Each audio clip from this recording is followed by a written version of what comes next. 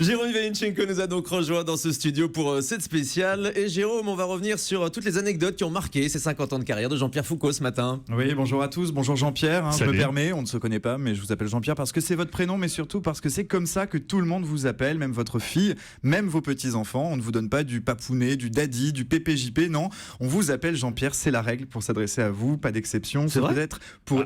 Pour les petits-enfants, sinon c'est une paire de baffes. Hein. Ah, carrément. Ah bah non, ça va Pépé. Non, bah, ça va pas, non. C'est Jean-Pierre. Il n'y a peut-être qu'une exception, hein, peut-être pour Evelyne, celle qui partage votre vie depuis le début des années 80. Oui, elle m'appelle monsieur. Vous l'avez rencontrée au 7e ciel avant peut-être de l'y conduire, hein, elle était hôtesse de l'air.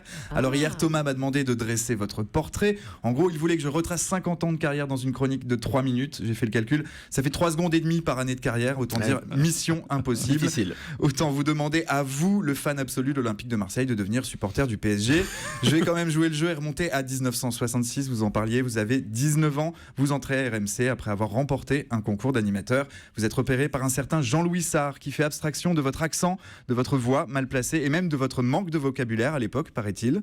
Il vous offre une chance, celle de votre vie. Vous y découvrirez ce métier d'animateur qui va devenir bien plus que ça, qui va devenir votre passion. Ouais, sauf que ça n'a pas duré longtemps, hein. C'est bien ça Jean-Pierre. Hein. 6 mois. Au bout de 6 mois, j'étais avec Patrick Topadov, on avait gagné tous les deux le concours.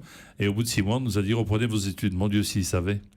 Donc, et on est venu à Des visionnaires. Des visionnaires. Et pas grave, effectivement, hein, puisque vous aviez rebondi à Europe 1 à l'époque, vous débarquez pour pousser les disques la nuit, discrètement. La discrétion, c'est votre truc d'ailleurs. Hein. Aujourd'hui encore, quand vous vous baladez sur les plages de l'île Maurice, c'est toujours avec un joli bob rose sur la tête pour essayer de passer inaperçu.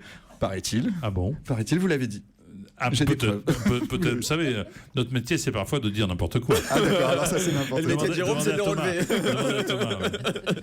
Dans la rue aussi, hein, pour qu'on ne vous reconnaisse pas, vous vous détournez l'attention, vous vous promenez avec une accompagnatrice plus jeune que vous, souvent très bien roulée pour qu'on se retourne sur elle plutôt que sur vous. Cette accompagnatrice, hein, ce n'est pas une femme, c'est une de vos voitures de collection, là encore, une autre de vos passions. En 1976, repéré par Guy Lux, vous arrivez sur Antenne 2 pour présenter Ring Parade, mais surtout, vous vous imposez très vite dans un jeu qui deviendra culte, l'Académie des Neufs, que vous présentez entre 82 et 87. 1987, l'année de la privatisation de TF1. Francis Bouygues vous débauche et fait de vous le premier animateur de cette nouvelle ère. Sur le contrat qu'il vous fait signer à l'époque, il y a le nom de 2 émissions qui vont parler à tout le monde ici. Le Juste Prix et La Une est à vous. Mais le petit problème, c'est que vous ne présenterez finalement ni l'une ni l'autre. Hein, c'est exact. Alors la cause, hein, c'est une rencontre qui change tout. Une rencontre avec le producteur Gérard Louvain.